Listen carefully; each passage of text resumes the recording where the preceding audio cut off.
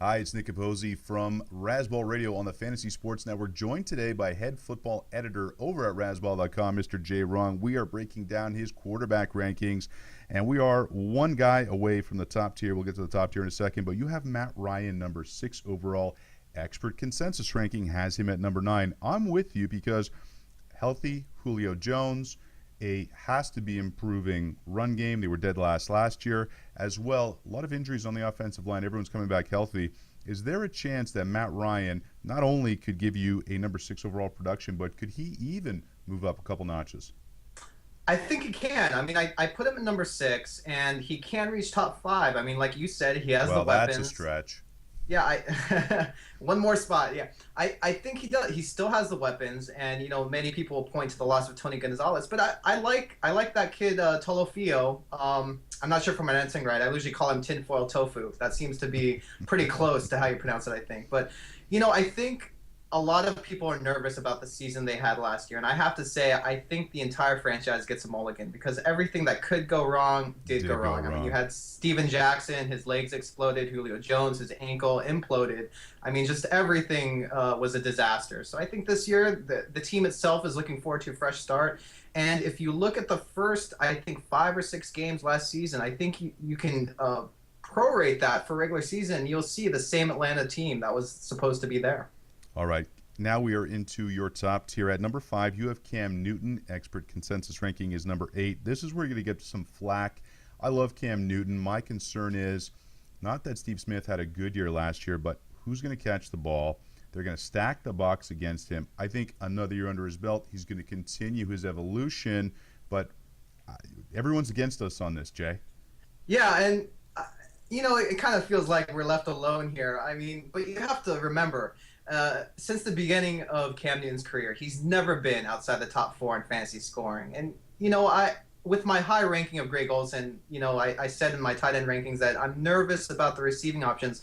But if you really look at it, Jericho Cotchery, Kevin Benjamin, Jason Avant, Tyquan Underwood, these guys, are they really much worse than Smith, LaFell, Hickson, and Ted Ginn? It's sort of a seesaw. I think they're worse, yeah, but enormous amount of worseness, if I can just make up a word, no, I don't think so. So I think it's a little. I don't like him being ranked as low as I've seen him in outside of the top 10. I just think he's a good enough player. He has that mobility. He's a good enough competitor to where I think he can kind of grit his way to top 5 status again. I'm with you. I just believe. I'm a believer. I'm with you. Number 4, you have Andrew Luck. Number 3, Drew Brees.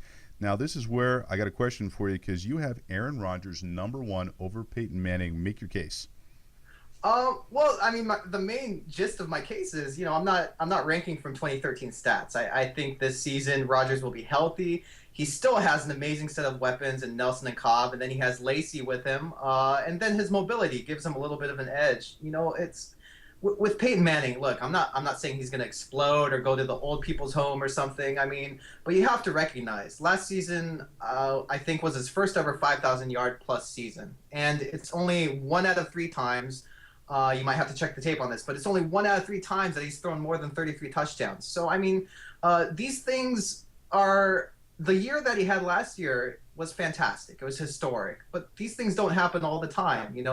Denver will still have a top 5 offense. I'm pretty sure of it. But can it dominate the way it did the first 16 games of last season? I don't think so. So when you add in the regression of Rodgers being healthy and Peyton coming down to earth a little bit, I think Rodgers gets a little bit of an edge this year. All right. You know what? You made a good argument. He is Jay Rung at JAY Rung, head football editor over at Razzball.com, where you can find all his rankings.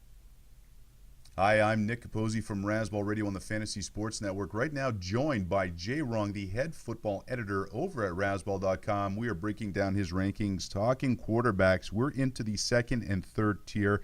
At number 19, you have Alex Smith, Andy Dalton at 18, Roethlisberger at 17, Kaepernick at 16, which is interesting because the expert consensus ranking on him is number 11.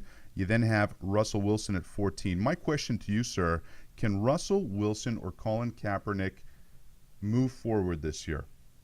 Yeah, I'm glad you sort of put them together because they come from kind of a similar area in terms of football play, and they're both in systems where I think gives them an artificial ceiling, if you will. I mean, you have the read option in Seattle and the zone read offense in the 49ers, which probably the same thing, but they're just run heavy offenses that really only care about the incremental chain moving of the ball. And their end of the year stats are nice, but if you look at the game by game breakdown, you look from Sunday to Sunday. Like I think last year Wilson had a 128-yard passing game with an interception, and Kaepernick had a 90-yard passing game with an interception. And if they lay an egg like that for you, 1 out of 3 times, they're not the stability you're looking for at quarterback, and that really holds their value back in my eyes. I like them both, and I think it's possible this year you can see a little bit more passing out of the Seahawks. Another guy that's interesting up in your second tier, you have Tony Romo at 12th overall, which is also where he lies in the expert consensus ranking.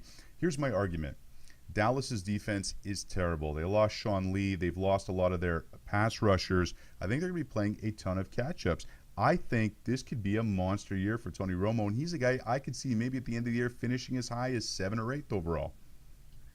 Yeah, I mean, but when has he ever had a good defense to do that? I mean, this is I think this is who Romo is. If you want to argue that you would rather take him over Rivers or a Cutler, that's fine. I think they're actually in the same tier. These are guys who are stable at 4,000 yards passing and can give you 30 touchdowns and 15 interceptions.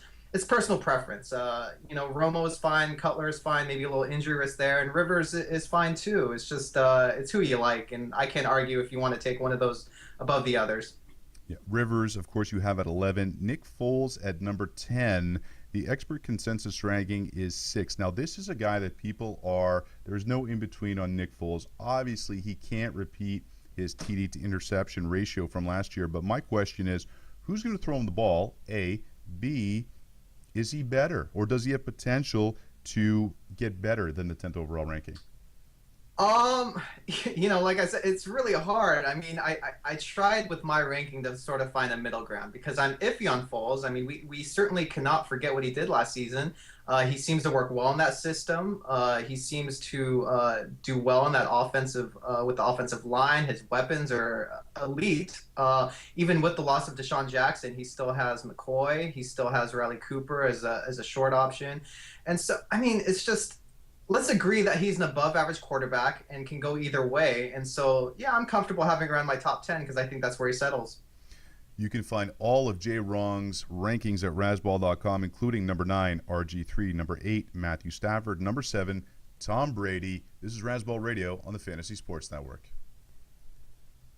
Hi, it's Nick Capozzi from Razzball Radio on the Fantasy Sports Network, and I'm joined today by our football head editor over at Razzball.com, Mr. Jay Wrong, and we are discussing his players' rankings, focusing on quarterbacks right now. Jay, without further ado, let's start at the bottom of the list. All the way down at number 30, you have E.J. Manuel of the Buffalo Bills. I'm going to give you some flack on this, and I'll tell you why. First of all, in 10 games last year, he averaged 197 yards passing, which is not bad for a rookie, along with 11 touchdowns and 9 interceptions. There's an upgrade, obviously, with Sammy Watkins. I'm sure Buffalo's going to find ways to fit him in. And in those 10 games, he also rushed for 186 yards and a couple TDs. I see that going up. Tons of new weapons and toys for him to play with. Why do you have Mr. Manuel so low? Well, I expected this because he's been the car that you've been selling for the past couple years on me for quite a while. So, but yeah, and my side, I've never been a huge Manuel fan. For me, accuracy always seems to be a factor for him.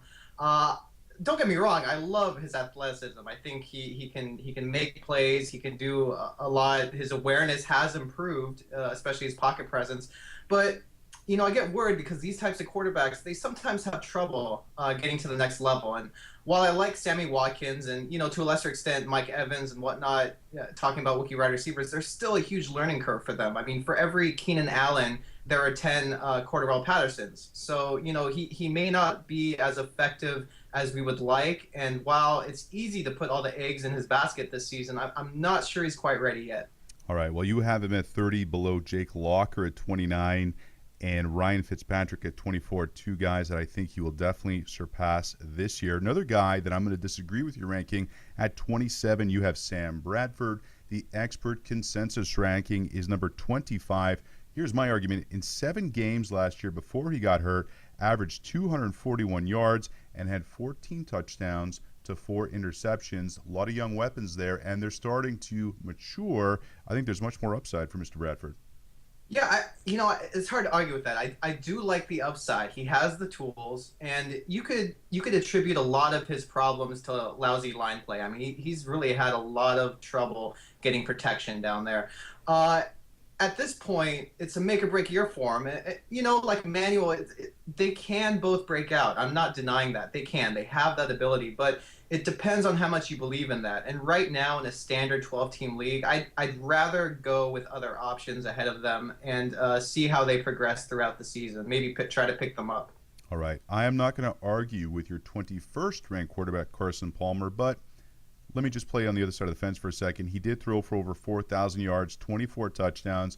Offensive line is much improved with Jonathan Cooper, their first-round guard last year, coming back and healthy. Michael Floyd emerging. Let me just ask you this. Is there a chance that Carson Palmer could jump from 21 to maybe even in the top 10 this year?